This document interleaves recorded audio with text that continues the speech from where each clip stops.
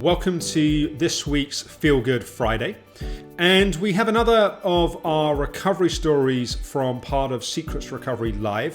It was filmed 4 or 5 years ago. And sometimes people say, well, how about people that have been ill for a long time, people that have been ill for decades? Can they still recover? So for this week's story, we have Alison, who had been ill for 20 years and then found a path to recovery. And like all journeys, there's lots of twists and turns along the way. But I think this is a really inspiring one to show, however ill someone's been for however long, recovery is still possible. So here's Alison.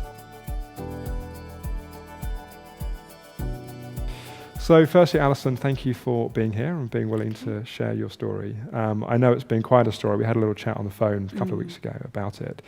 Maybe just as a starting point, how did you know that something wasn't right? What was the first sign that you were having symptoms or?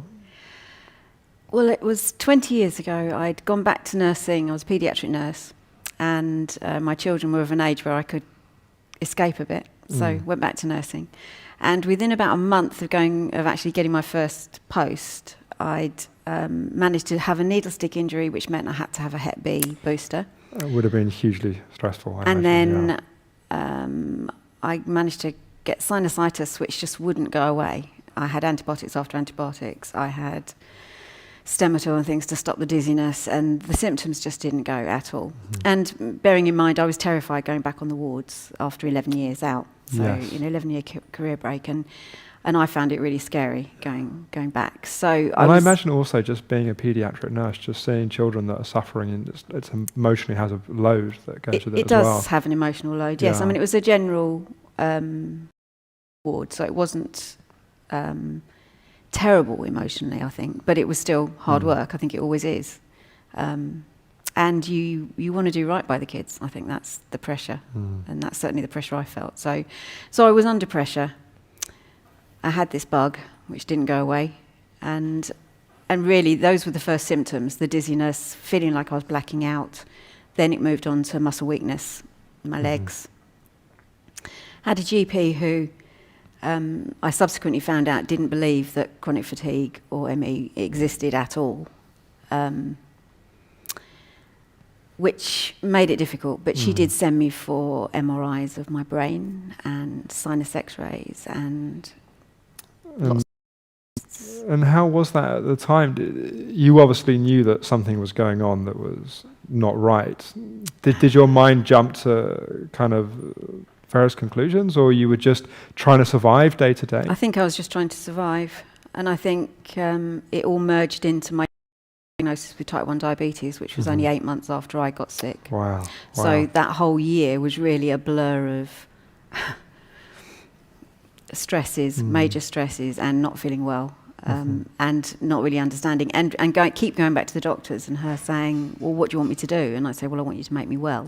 Right. And really, it hadn't dawned on me that all the sinus and head symptoms could be chronic fatigue at that stage, I think. Had you known anyone? I mean, we're talking 20 years ago, so we're talking in the mid-90s, and it's obviously a time where, it's frustrating now in terms of lack of understanding the ME chronic fatigue, but it was actually back then that I was first diagnosed, and there really was a huge amount of lack of just even very basic awareness around it. Yeah, I don't think I had a lot of awareness, and I don't think I really knew anybody who suffered with it. Not immediately. I think within the next 2 or 3 years I came across people, and I subsequently changed GPs, and in fact I changed to a GP whose daughter had been chronically sick with chronic fatigue, and he did a whole raft of tests and diagnosed me formally and started me on amitriptyline and suggested counselling, which I went, why do I need counselling? Yeah, well, I know. I'm physically sick. I mean, obviously, I know where the story came to. You've kind of come full circle with the whole counselling thing. But at that time,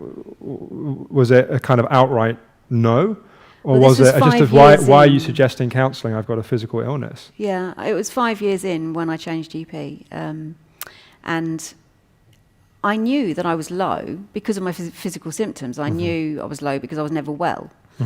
And I knew sometimes I could do with antidepressants, really, because I was that low. But I just kept saying, well,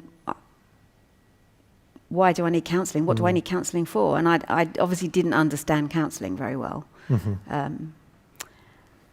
And I obviously didn't understand the impact of the pressure that I was under on my physical body either. Sure. I guess you didn't have a reference point for it No, at I that didn't. point. You just I think I was treated your body like a machine, and you just expected it to Yeah. function as it needed to. Yeah. yeah, I was just trying to put one foot in front of the other, trying to cope, in and out of jobs. Really, it was just hard work. So I took the amitriptyline, which did seem to help a bit for a while. And what was the next point that? I started getting worse. The more I pushed myself, the more I pushed myself job-wise. I ended up coming up to London. I was commuting. I was doing long days in a much more stressful paediatric nursing environment. Yes. And I loved the work, but I would just hit a wall every so often. And when I hit a wall, it took me months to get back to work, Yes. do a phased return, be all right for a while, and then hit another wall. And at the time, did it cross your mind that you would just stop pushing yourself with work, that you would have a phase return and you'd think, well, maybe I need to do something less demanding or less stressful? Was that kind of achiever pattern so innate that there was just a sense of, this is the life that I want and this is what I need to do? I was obviously quite driven Yeah. because I did it for a long time. Yeah. I did it for about 10, 12 years until I realised I couldn't do it anymore. And in that 10 or 12 years, how much of the time were you able to function, quote unquote, normally, or? I was never completely bedridden. I think Okay. my symptoms were exhaustion, this sense of my legs just not working. Yes. And that could happen if we were on holiday. I mean, we could go on holiday, walk, and I'd get halfway and go, my legs won't work. Wow. And sit down, and that would be it. And have to wait for them to kind of have enough energy to be able to get back to the cottage or whatever. But, and also all the head symptoms were still distressing. I found driving difficult. I found noise difficult. I found visual things difficult. I couldn't cope with certain floorings because I just feel like I was spinning out of control. And I would in fact, I put my head back as if I was trying to drain my sinuses all the time. That was a kind of constant thing. I'd sit in the car with my head tilted back with this kind of feeling like I just want to do something with my sinuses. So the head things were a big thing. Yes. And emotionally I wasn't good, but I didn't realise how bad I was. Because you didn't have a language for it, you weren't in touch with it, or it sounds like a lot of the time as well, you were just kind of in a survival mode, like you were just trying to kind of get through each day and recover from each relapse. And yeah, I think I was in survival mode, and I think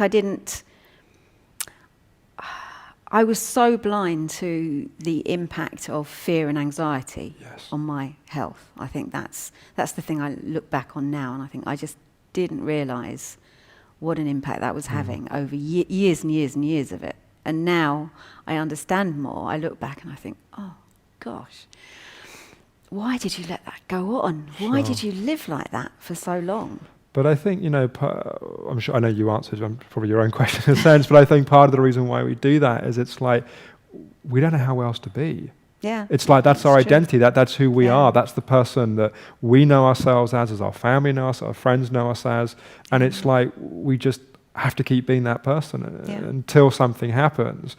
But it's like we have no choice but to kind of see it a different way. So we're 10, 12 years in, I guess, at this point, and you've kind of had a number of kind of relapses and gradual kind of recoveries. Had you amitriptyline helped a little bit, but perhaps in some ways it almost masked the symptoms, that it's kind of you've been able to keep pushing yourself, although it totally can really have its place for some people. Was there any treatments that you used in that time? How did you explain to yourself what was happening? Did you get a diagnosis? Apart from the diagnosis I had after 5 years, nothing after that. Right. Okay. Nothing at all. I just kept driving and driving and driving. And it wasn't until I stopped nursing and actually had time to think about things and to really start processing it. I think I gave up my last nursing job and let my registration lapse deliberately so I couldn't go back. You kind of like the Vikings, you kind of burnt the boat. Yeah, So I did. I deliberately burnt the boat. And that I found really difficult because I Sure. didn't want to do that. But I knew I was never going to get well. So by that time, I'd got to some understanding that this was not good. Right. I'd started to do a bit of research, worked out that probably I had issues with mitochondrial function. Read a lot of gooky stuff that I couldn't make head nor tail of, didn't really know. And we're still talking, 8, 9, 10 years ago, I guess. Yes. And came across things that I thought, well, is it my fillings? Is it my amalgam fillings reacting with my gold fillings? Is it this? Is it that? Where do I start? Which bit do I start with? So I started by calming down a bit, I think. That was probably the thing, physically and... And just, I want to come back in a moment a bit more to the kind of treatments, but just that point that you gave up nursing, I mean, obviously that was, as you mentioned, like a big thing. What was different at that time? Why was that possible then and it wasn't possible before? Like, what supported you in reaching that point of going, I have to prioritize myself and my recovery over anything else? I don't think anything dramatically had changed. Our financial situation hadn't altered an awful lot. I did put pressure on everybody by stopping my job.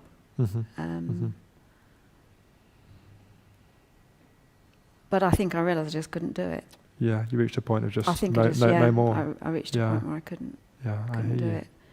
And I started to understand a bit more about perfectionism and performance orientation. That was a big revelation to me. So you could see a little bit of what you were doing. Yeah. And I guess you discovered that if it was possible to push your way to recovery, you would have been there.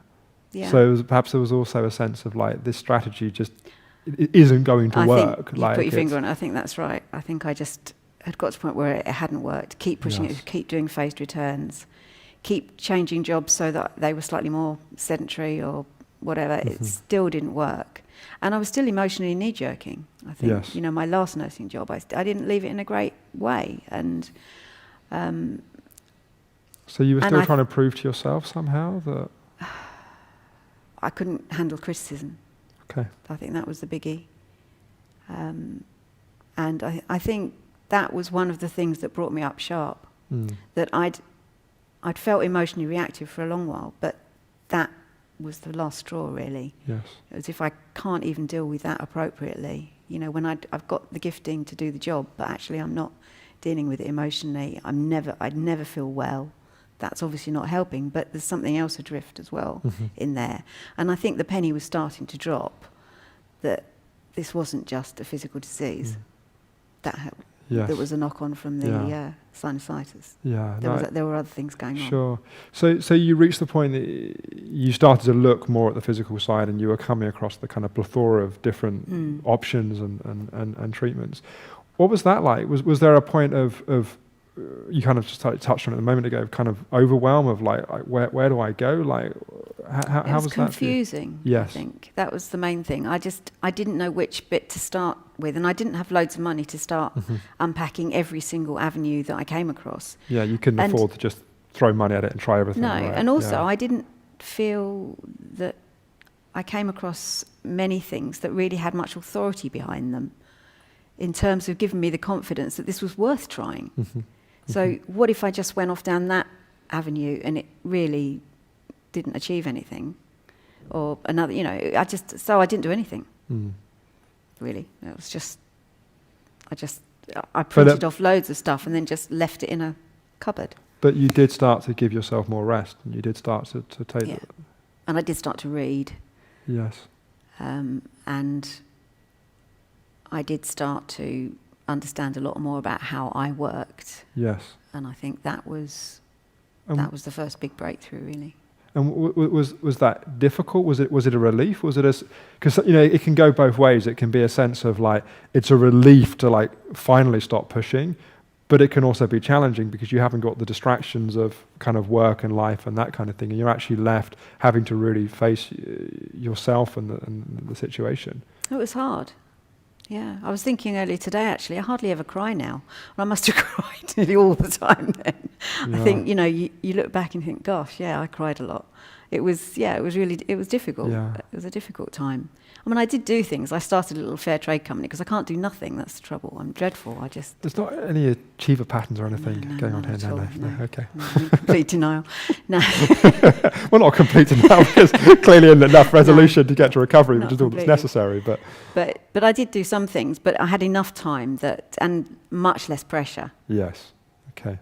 And I think, it was difficult. I think it was difficult emotionally to face some of the things, but also it was a relief when you read a chapter in a book and you go, that's me. Right. Oh, gosh, I can't believe I've been like that and I've been so thick.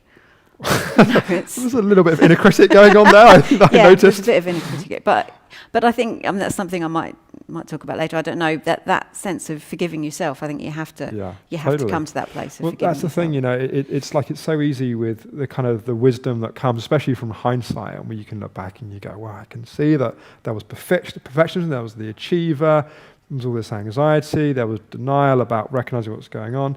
But at the time, it's like we're always doing our best, you know, and we're actually suffering more in those patterns, not less. So if we need to beat ourselves up, we've had the pain. Yeah. It's like there's no need to give more. That's right. No, that's true. So at what point did you start to actively more engage in treatment beyond kind of reading and noticing the patterns, or did that phase last quite a while of just kind of almost self-supporting? And I think a couple of years it was me doing a lot of the work and me thinking, I'm getting there, but actually I wasn't changing much physically. Okay. And were there particular books you read that you want to mention? No, there was nothing. There were just bits I came across that kind of just made me open my eyes. They weren't. I don't know that they'd be particularly helpful for anybody else. They were just things that just spoke one of those to you in that moments. moment. One of those little moments that just go, oh wow, light bulb moments. But it probably took me a couple of years, and then I gave up the fair trade company, and at that point I was really low because I realised I'd lost hope in a way of ever being well. And although I felt as if I'd been trying to work towards that, I hadn't managed it. Yes. And although I'd started to make a little bit of inroads emotionally, I still wasn't there. I was still quite reactive, and I still knew I wasn't right. And that's when I thought, it was a friend from New Zealand, actually. She'd gone back to New Zealand, and she'd also got chronic fatigue, and they'd found that she'd got mercury poisoning. Mm-hmm. So she was doing chelation. Mm-hmm. And she happened to come back, and we met at a barbecue. And that was the trigger, actually, seeing her. I thought I need to go back to the drawing board. Because you saw someone that had found an intervention that for them had made a difference? Well, it hadn't made a difference yet, but she'd found an intervention that she was pursuing that gave her hope. Yeah. And I realised how, it was through that really that I realised how hopeless I felt, that I really had lost hope, that it had been, by that time, 18 years, and I'd had enough, really. Yeah. Understandably so. So I went back onto the internet and came across, for the first time, Optimum Health Clinic. And when I read your kind of strategy for treatment, it was amazing. I just looked at it and thought, this brings all these things together. It just made so much sense. So I had my 15-minute chats. And I came up October before last, so 18 months ago, I came up for mine. And when you, at that point, where because I think you certainly made some progress in the years prior to that in terms of, I think, am I right in saying, in terms of how you'd been self-managing better and support? So where were you, would you say, at that point? I'd started my first year counselling training. Okay. Yes, I forgot that bit. It's quite key, really. About a year before that, I thought I was handling my son's diabetes okay, and then something happened. I took him somewhere and lost him, and he was an adult, so this is not a toddler we're talking about, this is an adult. But it was still emotional. I had a complete meltdown. I was absolutely beside myself. I couldn't believe my reaction. I was dreadful, absolutely dreadful. And I happened to have a checkup with my GP about blood pressure, which had been sky high for a long time, due to what I was putting myself through, I think. And I was on 2 medications for blood pressure at that point. And I said, this is what happened yesterday. I can't live like this anymore. And she said, I really think you need some counselling. So she said, I'll send you for CBT. And I went, okay. Was there a difference in your reaction then? So what there had been? Yeah, I was 20? desperate. Yeah, okay. I realised I had that situation with Ross had made me realise how completely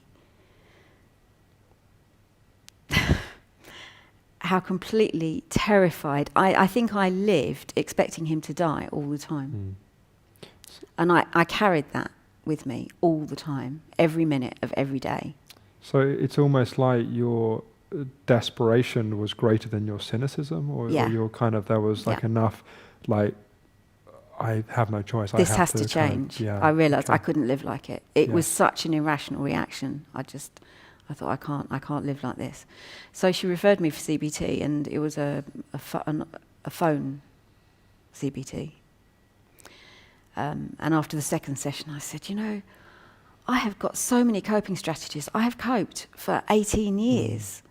I don't need any more coping strategies. This is not going to work.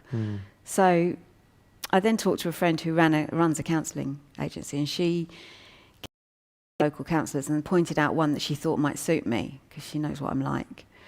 And I phoned this lady and saw her for 6 months, and she was absolutely brilliant. And I have such respect for her. I had such respect that I started counselling training because that's about the biggest compliment you can give her. It was massive. Yeah, she taught me such a lot. But she listened. I think being able to really talk for the first time and have someone really listen was amazing.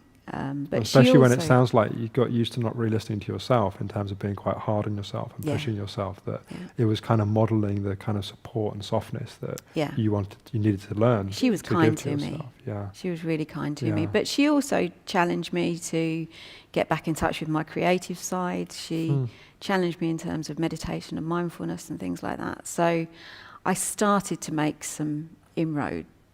And then after I'd had that 6 months with her, I still was physically sick, and that's what I was getting low about after that time, because I'd had this time where it felt very affirming. It was a really good time. I'd learnt a lot about myself, but I was still sick. And it was like everybody was saying, well, you should be sorted now, because after all, ME is just in the head, isn't it? Right, you'd explored some of the emotional side. Yeah, so now you've sorted the emotional side, you should be all right. That must have been quite annoying to hear, I imagine. Put myself in your shoes and think that's like... So that was really difficult. And then that's why I got so low, I think, after the counselling. Because you'd engaged with that work. I'd done it, for goodness sake. I'd accepted that I needed it. Yeah. I'd embraced it. I'd run with it, as I do with most things. I'd picked it up and done research and done it to the nth degree. And, but I was still physically sick. Yeah. And not getting any better at all. So started the counselling training, and I think the self-awareness, the journaling and things like that, and really having to face things at even a deeper level again was really good for me. But I was still sick. Yes. When I found... So that's right. Yeah. So you Googled the Optimal Health Clinic and you had your 15-minute chats, and then... I must have come across it on an advert on somebody else's page, because I didn't Google Optimal Health Clinic. I'd never heard of Optimal Health Clinic. But it's one of those moments you look back and you think, how did I find it? Yeah. It's like when you're in a bookshop and a book literally leaps off the shelf and hits you in the head and you go, I think I should buy that book. Yeah, it was one of those moments, and I don't know how it happened, but it happened. Yes. So you came to the 90-day program, is that right? Yep. Initially, and you had an in-person appointment with Leslie on the nutrition side. I did. And during those 3 days. Just talk us through how it was. I mean, what your reaction was. Was there a sense that you said when you saw the information pack there was a sense of kind of like, this makes so much sense? Was it just a smooth journey from there? Normally it's a bit bumpier than that. I'm curious as to how it unfolded. I think I was very positive about it. I had some concerns. Yes. Which I think is probably quite natural. But I found the 15-minute chats really, really good at putting my mind at rest. Yes. And I thought, they're not all complete fruitcakes. This might be worth a just some shot. Of us. Yeah. So I was pretty positive about coming up here. But I think, looking back, I was probably still quite strung up about it. I was probably quite anxious about it. But I found it a really positive time, and And I was quite happy to enter into, Joe was the person who led our 3 days, and, you know, I found some of it quite helpful. And it was really good to meet the others as well and to share experiences. And I thought, yeah, it was a very positive 3 days. So, no, it wasn't particularly bumpy, apart from the fact that I still was the opposite of chilled, really. Yeah, you were still running the patterns. And so you started working with the tools and the various things, especially because it sounds like you had a lot of awareness at this point, and you started to work in some of the bigger parts of the patterns. Yeah. But it sounds like you hadn't yet really calmed down your nervous system. No. So I'm wondering how that process was Well, from there. I don't know what was said because I can't actually remember but I remember going home for my 3 days, and I'd cleared my calendar, which is very unlike me, but I'd completely cleared my calendar, and I sit for a couple of weeks, and I said, right, I am calming my nervous system down. That same will that, in a sense, had been a source of pushing too hard was then applied to actually committing to calm things down. I was absolutely going to calm my nervous system down. And I didn't watch television. I listened to music, which I rarely do actually these days, but I listened to music. I breathed. I consciously sat and breathed a lot for that 2 weeks. And I could feel myself just going, you know, just calming down. And then when I then started to do things again, I started to have problems. How do you maintain pace? that calm state while you're doing things? And I think, in fact, Leslie sent me the pacing document, which was really helpful. And then I got hold of a piece of paper and I did a grid, and I had every day, I had lots of slots for every day, and I worked out what was depleting and what was positive, and for all the different areas of my life. And I was only allowed to have a certain amount. I had to balance every day with all these different things. So I then had my grid for the week, and I had to stick with my grid for the week. And sorry, go on. Just to get me into the habit of thinking about, is that depleting, or is it actually building you up? You know, are you getting a balance in the day? And after I'd done that for a couple of weeks, I found I could do it a little bit more naturally. And it's really, I always find it really fascinating when people go from having certain personalities that are causing them to push themselves and drive themselves, and then actually those same qualities that have caused them to get sick, used in a positive way, actually can become part of the source of recovery. So that kind of focusing on kind of detail and kind of, you know, really putting your focus on it actually sounds like it was a really helpful thing, done in that way. It was, yeah. And I think, and with the self-awareness, the increased self-awareness, I think you realise when you just have to, just don't take it quite so, you know, you don't have to finish everything on that list for today. Yeah. If you don't have time, it doesn't matter. It's okay. Just go with it, you know, it's not a problem. Yeah. So I think learning to recognise that you don't have to finish your list of things to do. Even if that's a good thing, you don't have to do it. It's okay. It's when you get it, it's life-changing, but it can be really hard to see that. So, and talk us through on the nutrition side. So you saw Leslie in person initially, and I think you worked with her by phone and by Skype from there. How was that journey for you? Well, it's been an amazing journey. Started off, I think, immediately gluten-free and reducing sugar and refined sugars and processed food, which of course I embraced wholeheartedly, as is my wont. And I did start to feel better. I had mitochondrial testing, which was low, and various other tests, and started to see a little bit of improvement. And of course, by January, I mean, I came in October, and by January, I decided I was well. Oh, right. Oh, good. You Okay. know, that was it. I was better. Okay. And that was that. So, you know, life could get back to normal, and I could start cramming everything in again, and I could start eating what I wanted. And old habits die hard. That didn't go well. Yeah. So what does that? I'm curious because I think that's not an uncommon thing to do. That it's like someone's been ill for a long time. They figure it out. Go, right, all good. What happened? I was still getting delayed fatigue, Yeah, but I was in okay. denial for a little while. Okay. But then you obviously you recognised it, and you. Yeah, with Leslie's help and probably Joe in there as well. And Joe was still giving me some input and some useful tools as well along the way. So that was really good. So I continued with that. I mean, I did change my diet radically, obviously. And although I had a bit of a blip when I thought I was well, I went back to pretty much doing that. Drinking a lot of water and doing moderate exercise and that sort of thing. And we kind of went through till about May. But Leslie felt I wasn't making as much progress as she thought I should be, considering the effort I put into it. And I still had all my head symptoms. Okay. I mean, all the sinus symptoms you're having. Yeah, I still had the headaches and the dizziness and the feeling like I was wanting to tilt my head back and the occasional feeling like I was blacking out and the eyes and the ears and all this stuff. And so she suggested it might be worth looking at neurotoxins. So I did the online test, which came out positive. And now that was I was really sceptical about that. Okay. Weird. Oh no, I've read the blurb. But, yeah, you know. and I guess also interesting as well with your kind of nursing kind of background, that some of these things which are not necessarily looked at through the traditional kind of medical kind of perspectives, and yet, so you, I guess by this point though, you've been able to suspend your cynicism or your kind of skepticism enough that you would be willing to kind of look at it and explore it. Yeah, I think I'd moved from my Western medicine approach fairly dramatically by then, and I was prepared to look at it. So I did, and then when that came back, I went completely grain, legume free, and virtually paleo, really.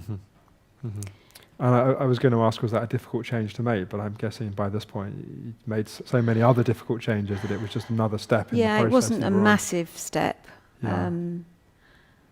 I think because of I was getting used to I mean, I always cooked a lot anyway, but getting used to the no processed food had been I mean, it is quite hard work, I think, and when you want to stick with it all the time and not have a day off, the pressure of that is interesting. Sure.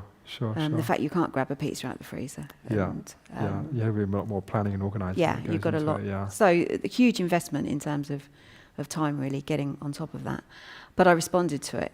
And how quickly did you notice a change with doing it? Started to improve after about a couple of months, but it was 5 months before I was completely clear. Did the neurotoxin test 3 times, and some of that was, I think, gut related. Guts having come off all grain. It's a little challenge, but yeah, sure. At the end of that 5 months, so you say that it was the head symptoms. How was that different after 5 months? They'd gone completely. Wow. We went to IKEA last week. The first time I've been since I got better. It's a pretty good test of anyone. And we were walking around, and I went, "I'm well. The lights don't affect me," because I couldn't cope with lighting in lots of places. Supermarkets couldn't handle the lighting at all, and I could walk around IKEA all day, all weekend, and I'd be fine. I came home, didn't feel tired, no head symptoms, nothing. So that was the difference. It was absolutely massive. Wow. And my mitochondrial function was improving quicker too. Yes. So February, the test was back. And this up is to last normal. year we're talking? Or No, this year. This year. Yeah. So it was November. Yeah, November. I did the last neurotoxin test that was clear. Yes. And then I stayed on the diet. I haven't really deviated. I've tried a bit of white rice, reasonable, but pretty much I've stayed with it. And what's IKEA was a great example in terms of how you feel in your body day to day. What's that after 20 years of some level of symptoms and kind of constantly relapsing, and what was that like? I have my life back. I mean, it is. It's that dramatic, really. Not having delayed fatigue, not having the dizziness and all those symptoms.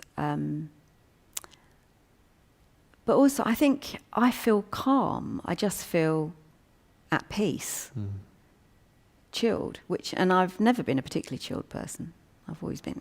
But even though I'm busy now, I'm doing lots of things. I still, within that, I just feel calm. And I think that's one of the biggest things, is that emotionally I am well. alongside the fact that I have energy, I can get up every day, even if I haven't slept well. I Yes. can get up and function. And in fact, the last few weeks, I started saying, this is really weird. How do you live like this? Okay. You know? So I've got this kind of transition to make to how you live feeling this calm Yeah. and this normal. Well, I presume it's normal. I don't know, because I haven't been normal for a long time. And when I started looking back, you know, even before the ME started, I had a lot of anxiety and a lot of fear before that. And of So, course, as I know, you know, we normalise to a certain level, and so we have people come in, and their whole nervous system is totally adrenalised. Yeah. And we play. You know, I noticed that there's a lot of kind of wired energy. They say, "No, I'm completely fine," and they're so normal. And it's only when we calm down that we go, "Oh my God, I was so wired." But it's like it's really hard to see it when we're in it. It's only really the contrast that shows us the change. It is true. I just didn't realise how much I lived on that hyper alert state all the time. Yeah. And now I don't. Yeah. And my response to be different. This is your diabetic sign. Yeah. Very, very different. And my life is just really different. I cope with things in a very different way. I feel healthy. I have energy. Well, there's also a kind of physically, you look very different. You were showing us a photo earlier. I've lost 4 stone. I forgot that. Yeah. So the photo that we're going to show, when was that photo? Do you remember that photo? That was 5 years taken? ago. Yeah, so it's just kind of come up on the screen there. Oh, yeah. So, yeah. Thank you for that. But I mean, it's a pretty remarkable difference. And, you know, in a sense, we could say that, that's just aesthetic. Of course, that's one measure. I think the more important measure, of course, is how you feel inside of yourself. I think that's the definitely. thing that's really kind of fundamental. Say a bit about life now. You kind of alluded to the fact that you're now training as a counsellor, and it's kind of interesting. We get to go full circle to 20 years ago. It was like, I don't need counselling, and then it's something that in the course of the sessions you're having, this woman that obviously really inspired you. It's like it's now become a whole new direction. So say a bit about that and what it's like to be doing that for you. It's been a really good journey, actually. I've learned a lot. And I don't know how much I will use it in the future. Tomorrow is my last session of the level 3 counselling certificate. So I finish tomorrow. I've got one more piece of work to do. But I know it's really impacted how I relate with people and how I listen and support, and I do pastoral care stuff locally. So there's an element of me using it in that and being able to listen. And I think learning not to be a fixer, and taking that pressure off. And it's really interesting you say that, given that you're doing training in a field which is taking care of others, but you can see the difference between being in a role of caring and supporting, but not taking responsibility for other people's things. Yeah. That's a really important insight. Yeah, and I think I've learnt probably the hard way that in the end we learn by our own revelation. We change by our own revelation that we get inside us. You can't put that on somebody. You can't say to them, well, you know that. You can't say to them, do this, do that, and everything will be all right. Because they've got to really understand in themselves that that's what they need to do. Well, as you experience in your own journey, it's not just getting it as an idea, it's getting it as your lived experience. Yeah. And someone can understand the importance of calming down. They can understand even what to do. But the actual lived experience of doing that is just a different. It's the difference between knowledge and wisdom. People sometimes say knowledge is to know something as an idea, and wisdom is actually to be able to really live it. Yeah. So that's, and I think I will use that training a lot in the future. Yeah. Even though I'm thinking now about going into the nutrition side as well, the you functional mentioned when we spoke a couple of weeks ago. Yeah, because we'll blame that one on Leslie, shall we? We will. We'll blame that on Leslie. Yeah. Okay. Although she didn't know about it, I rang her. Did you go to this college? And I'm just curious also is your kind of your wider life, like what that's like now, especially with the contrast of all those years. What's it like now? Well, I think when I first realised I was well, it was like my life had been getting smaller and smaller and smaller. And I think when I got to that point of feeling like I'd lost hope, it was because I felt my life was getting smaller and I was getting less able, I was getting fatter. And what was the future for me? Ill health into old age. Yeah, there's nothing to feel excited about, yeah. Well, I don't know about excited. It was just so depressing, that life getting so narrow and so small. And I think when I realised, when I got my results and my mitochondria were functioning again and my head symptoms had all gone and I just felt well and vibrant and I can run and walk fast, and it was like the world just opened up. It was literally the opposite. It was like suddenly the world is my oyster. Yeah, I might be 54, but so what? You know, I've got a future. I've got years ahead of me where I can enjoy my own life, but input into others as well. And hopefully my experience will be something that other people will be able to be inspired by as well, which is why I said yes to do this, because I think, you know, it was such a long haul for me to find this clinic and to get that all-round care, that holistic approach, which was what I needed. Right. And yeah, so I'm passionate about other people finding that much earlier than I did. And I'm curious along those lines, as you're sat here now, you think about that you 20 years ago that was just beginning this, what's obviously been a long and very challenging journey. What would you say to that you? And maybe that you then, but also maybe that you kind of 8 years ago who kind of reached that kind of real turning point, I have to do something about this. I think I should have listened to the GP that diagnosed me, which was 15 years ago. And when he said, why don't you have some counselling? I probably should have had some counselling then. Right. I didn't understand. And maybe I should have said, why? Why do you think I need counselling? And maybe he then would have said, you're stressed out of your head. That's what counselling's for. And maybe I would have understood that. I don't know. But I didn't even ask the question because I was closed because I was physically sick and I wasn't. Which you were. Which I was. And interestingly, as you work with the psychologist side, that for you that wasn't enough. Some people it can be, and for you it wasn't. But it was definitely a factor that helped you. I think there's probably also something in there around. I think the counselling helped you reach a point of acceptance that then allowed you to look at it more from a physical perspective. I think prior to that, there was a sense of denial that, I think that when we get in these kind of relapse patterns, that's often what's happening, that we don't want to look at the physical side of the reality of what's happening. We just keep on thinking, this time it'll be okay. And sometimes we have to do some work to reach the point that we can really accept that there's something that's going on that's of course undeniable, yet it's amazing how psychologically we can be in denial about something which is kind of undeniable. If that makes any sense. Yes, no, I do understand that. I think, try and be open. I think I wish I had been more open. And I think when I had misgiving or I had queries about the clinic, I think I'm really glad that I was prepared to be open and to take a risk. And to be bold in that, and to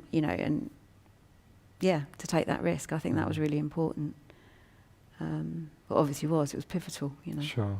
If I hadn't done it, but it is multifactorial. So for me, it was lots of things. It wasn't just one thing or the other. So be kind to yourself. I think that some of the things I made a pact with myself not to regret, because you could look at yourself and say, 20 years, what a complete idiot. How did you manage to, be sick for that long? But I'm just not going to regret it. Yeah. Any little thought, I just go, no, I'm just not going there, because I am who I am and I did what I did and I did it for good reasons often. And there's nothing I can do about that now. And what you're describing very beautifully is actually standing up to, you mentioned earlier the inner critic and that kind of voice that has constantly got an assessment and a judgment on who we are and what we should have done and what we shouldn't have done. And it's just, I'm just not going to do it. It feeds more suffering. Yeah. So forgive yourself. And I think the other thing was forgiving others, people that had hurt me, that I was emotionally going round and round the twist, and just letting it go, really, really learning to let it go, has been really healing as well.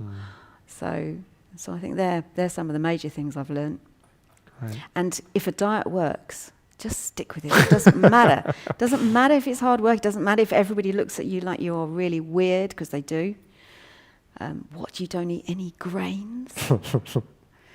It doesn't matter. If it works for you, then... And it's interesting that you were saying with the neurotoxins that it took a couple of months to get to the point that you really had the tangible evidence that was making a difference. And it's having that certain determination somehow to reach that point.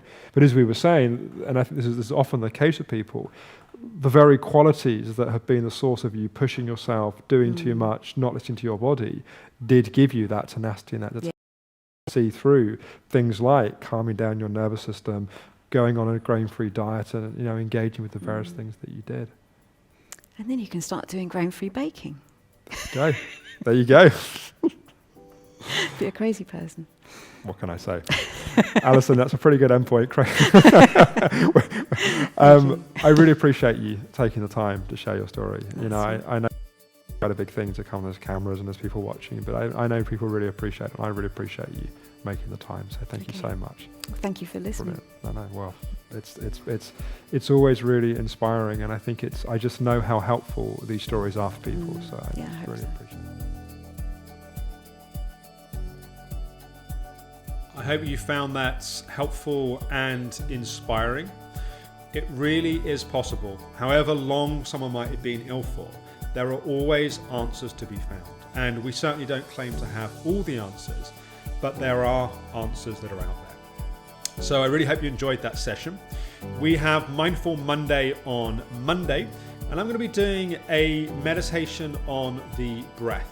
This is a really helpful practice just to help support, settle, and calm the mind and the body. So I look forward to talking with you then.